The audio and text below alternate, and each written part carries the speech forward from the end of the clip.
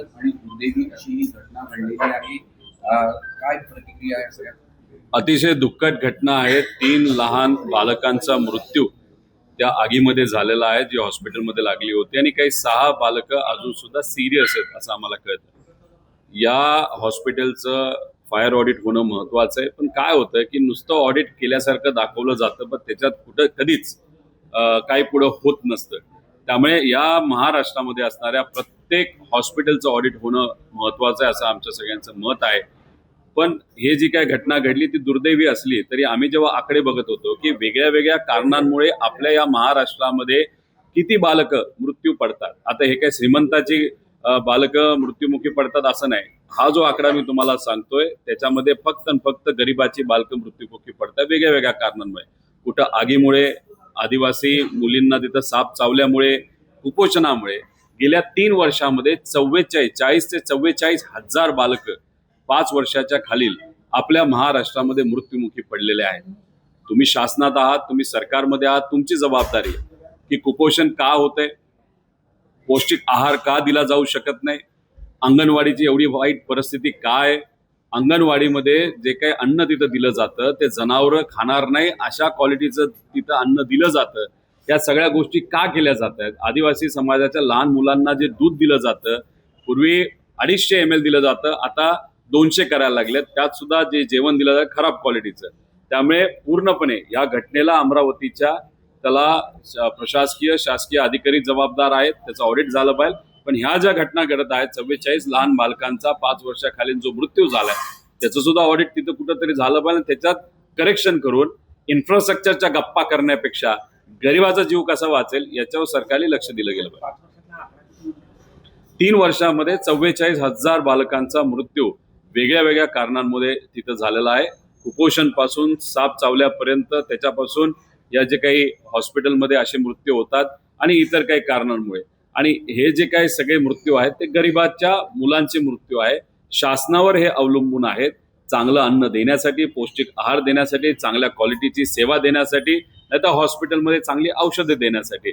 आणि ह्या सगळ्या गोष्टींचा अभाव असल्यामुळे अशा काही घटना आपल्या महाराष्ट्रामध्ये घडतात, हे दुर्दैव आहे. काही वर्षांपूर्वी अगदी भंडाऱ्यामध्ये पण अशी दुर्दैवी घटना होती आणि तेव्हाही तशीच बालकं गेली होते आणि त्यानंतरही अजूनही सुधारणा झाली. कसं आहे की त्यावेळेस फक्त ऑडिट केल्यासारखं दाखवतं, एखाद्या कुठल्या तरी अधिकाऱ्याला निलंबित केलं जातं आणि विषय तिथं दाबला जातो.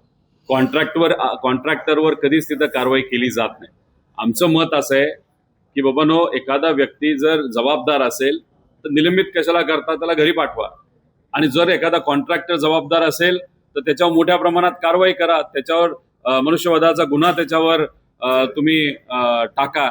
आणि त्याच्याच बरोबर फक्त एका ठिकाणी ही घटना घडली म्हणून तिथं ऑडिट करण्यापेक्षा सगळ्याच हॉस्पिटलचं ऑडिट करायला काय हरकत आहे. आणि ऑडिट करून त्याच्यावर त्रुट्या ज्या काय असतील त्या कव्हर करून गेल्या पुढच्या 6 महिन्यामध्ये ही सगळी कामं आम्ही करून घेतो हे सरकारला सांगणं फार महत्वाचं आहे. कारण देवेंद्र फडणवीस यांचा नागपुरात संवाद झाला, तरुणांशी मोठा असा प्रतिसाद मिळाला, दावा त्यांच्याकडून करण्यात आला. काय प्रतिक्रिया? माझं एवढंच म्हणणं आहे की स्वतःहून आलेले लोक आणि आणलेली लोक हे जर तुम्हाला बघायचं असेल तर राहुल गांधीजींचा कार्यक्रम हा स्वतःहून आलेल्या लोकांचा कार्यक्रम होता. आणि नागपूरला जो कार्यक्रम घेण्यात आला तो कुठंतरी आणलेल्या लोकांचा कार्यक्रम होता असं आपल्याला म्हणावं लागेल. आणि माझं एवढंच मत आहे की राहुल गांधीजी तिथे असणाऱ्या मुलींशी संवाद साधत होते. आपली अपेक्षा होती की राज्याचे मुख्यमंत्री तिथं बसलेले आहेत, त्यांना सुद्धा सामान्य लोकांनी प्रश्न विचारले असते तर काय झालं असतं. कदाचित एखाद्या व्यक्तीने, जे नागपूरचे सुद्धा नागरिक आहेत, त्यांनी प्रश्न विचारला असता, गेल्या 3 महिन्यामध्ये आपल्या नागपूर शहरामध्ये 32 मर्डर झाले, तुम्ही होम मिनिस्टर आहात तर याच्यावर तुम्ही काय करत नाही.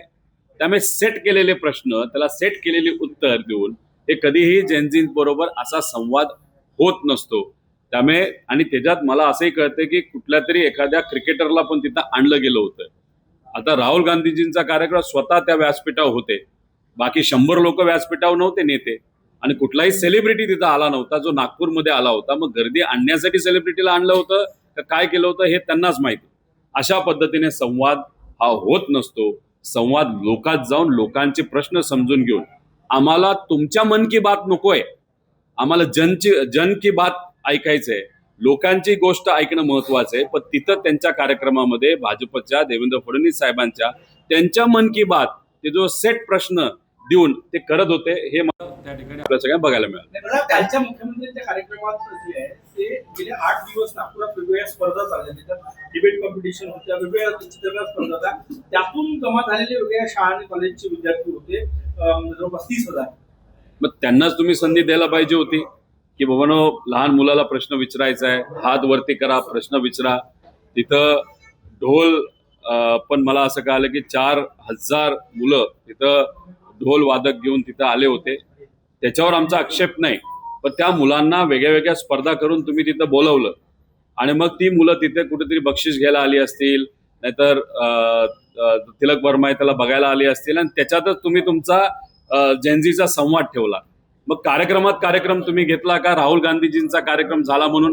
कुठं ना कुठेतरी मला असं वाटतं की राहुल गांधीजींचा कार्यक्रम बघून भाजप सुद्धा आता काँग्रेसला कॉपी करायला लागलंय, हे मात्र तिथं बघायला मिळतं. साखरेचे दर जे आहे ते प्रचंड वाढलेले आहे, 75 रुपयापर्यंत गेले आहे. काल राज्यात 20 ते 22,000 कोटीचा घोटाळा या प्रकरणामध्ये.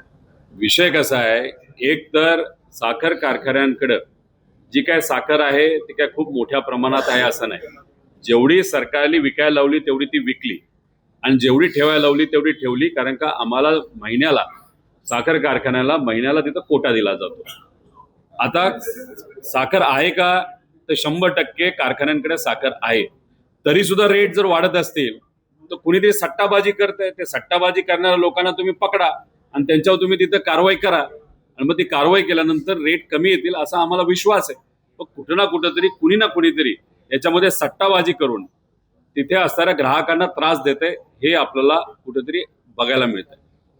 SIR मध्ये कुठेतरी 14 लाख नावं जे आहेत ते कुठेतरी कमी होण्याची भीती व्यक्त केली जात आहे. तसं पाहता सगळ्या प्रक्रियेत अनेक ठिकाणी नागपूरमध्ये सुद्धा मोठ्या प्रमाणात नावं कमी झाली. 2,06,00,000 नावं अख्ख्या महाराष्ट्रातून कमी झालेली आहेत. म्हणजे आधी आपण 9,72,00,000 मतदार आपल्या महाराष्ट्रात होते, त्याच्यातून आता राहिले किती, तर 7,60,00,000. कमी होण्याचं कारण आम्ही समजू शकतो, मृत्यू ज्यांचा झालाय, जे परमनंटली दुसरीकडे गेलेत, हे झाले ते आम्ही मान्य करतो. पण आमचं हेही मत आहे की भाजपली प्रत्येक तालुक्यामध्ये भाजपचा एका सॉफ्टवेअर तिथं दिलं होतं. त्या कार्यकर्त्यांनी आपल्या विरोधातला आणि संदिग्ध अशा 3 कॅटेगरीमध्ये प्रत्येक मतदारसंघामध्ये सर्वे करून घेतला. त्याची प्रिंट काढली गेली. BLO ला टार्गेट दिलं गेलं की घरी जाऊन तुम्ही सर्वे करा, पण बिचाऱ्या BLOंना घरी जाता आलं नाही, कारण का ताण इतका होता, टार्गेट मोठं होतं. तर त्यांनी टेबल सर्वे केला. टेबल सर्वे म्हणजे काय, एका ठिकाणी बसून कुठल्या तरी कार्यालयामध्ये बसून त्यांनी सर्वे संपवला.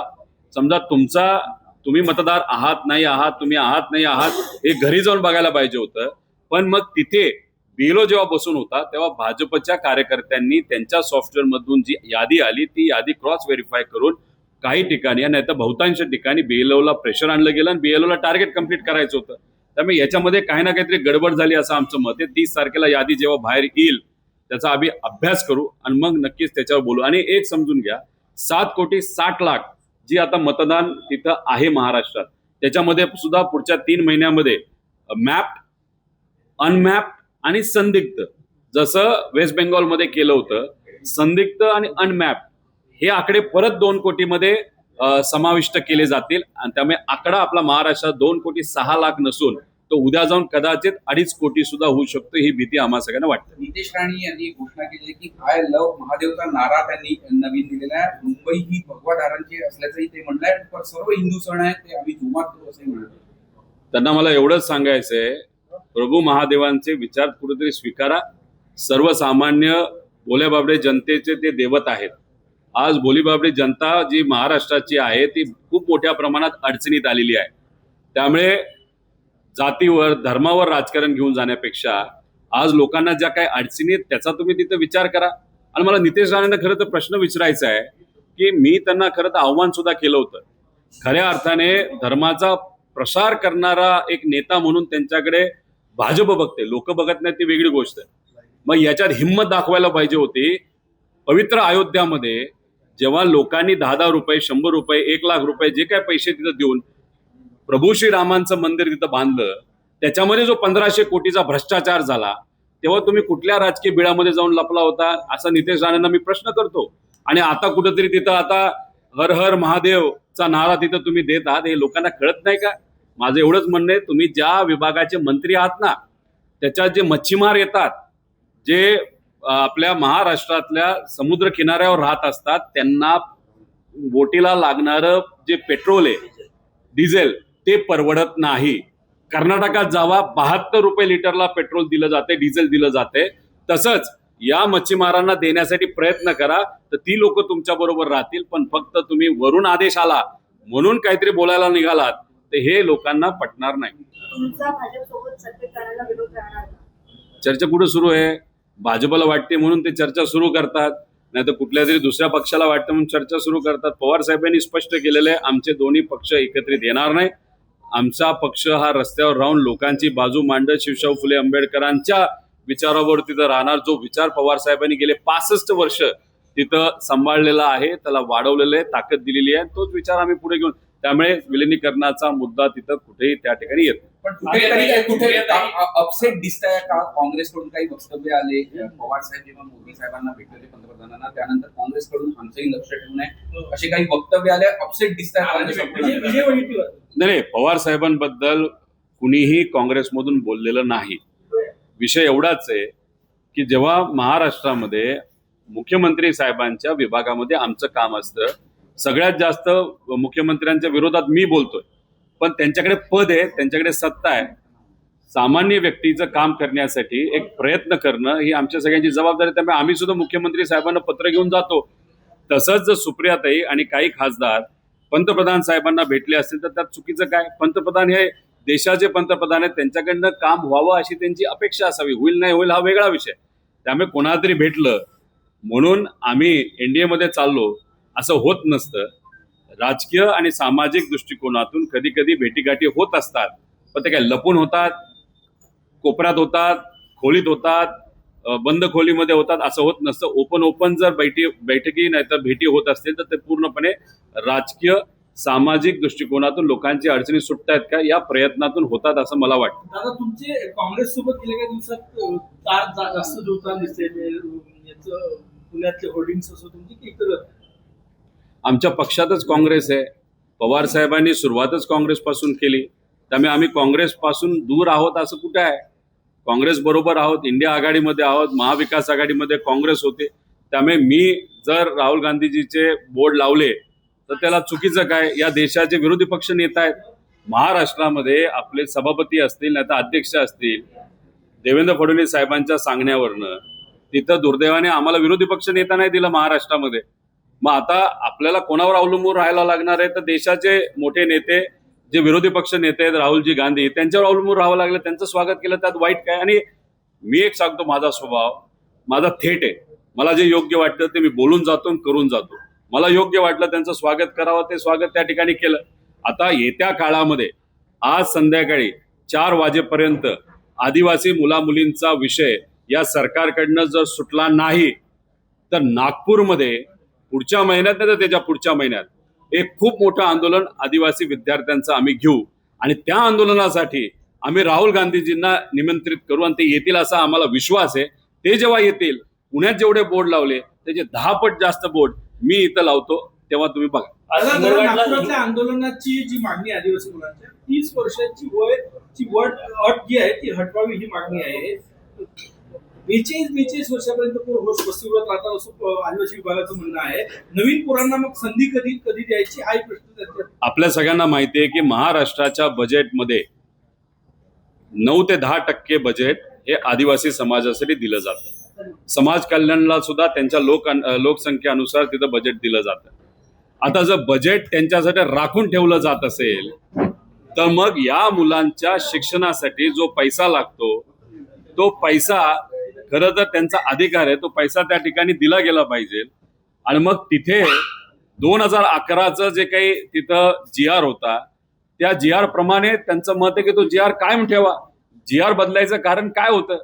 GR यांनी बदलला म्हणून आंदोलन सुरू झालं. 2011चा GR ठेवला असता तर ते आंदोलन झालं नसतं.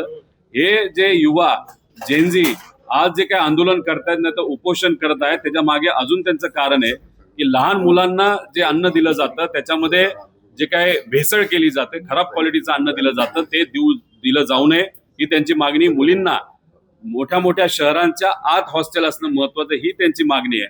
त्याच्याचबरोबर पैसा कायद्याचे काही मुद्दे आहेत, भरतीचे काही मुद्दे आहेत. तर हे सगळे जे काही विषय आहेत ना ते अतिशय महत्वाचे आहे. तुमच्या माध्यमातून मी महाराष्ट्राच्या तमाम आदिवासी आमदारांना आव्हान करतो, कारण का बहुतांश आमदार जे आदिवासी समाजाचे आहेत ते आज सत्ताधारी पक्षांमध्ये आहेत की तुम्ही आतापर्यंत कुठल्याही या आंदोलनाला पाठिंबा दिला नाही. मग तुम्ही विकासासाठी गेलाय तर तुमच्या व्यक्तिगत घरच्या विकासासाठी गेलाय का आदिवासी मुलांच्या विकासासाठी गेलाय हे कुठेतरी तुम्ही करा. त्यामुळे आज 4ची बैठक जी होती त्या बैठकीमध्ये आदिवासी समाजाचे जे आमदार जे सत्तेत आहेत त्यांनी त्या बैठकीत जावं, सरकारवर प्रेशर आणावं, या मुलांना पाठिंबा द्यावा आणि आज संध्याकाळपर्यंत हा विषय मार्गी लागावा. तो जर नाही लागला तर पुढच्या महिन्यात नाही तर त्याच्या पुढच्या महिन्यात आमच्या अध्यक्षांच्या मार्गदर्शनाखाली इतरही सर्व आमचे मित्रपक्ष आहेत आणि व विद्यार्थ्यांच्या पुढाकाराने एक खूप मोठं आंदोलन आपल्याला या महाराष्ट्रामध्ये आदिवासी विद्यार्थ्यांसाठी घ्यावं लागेल.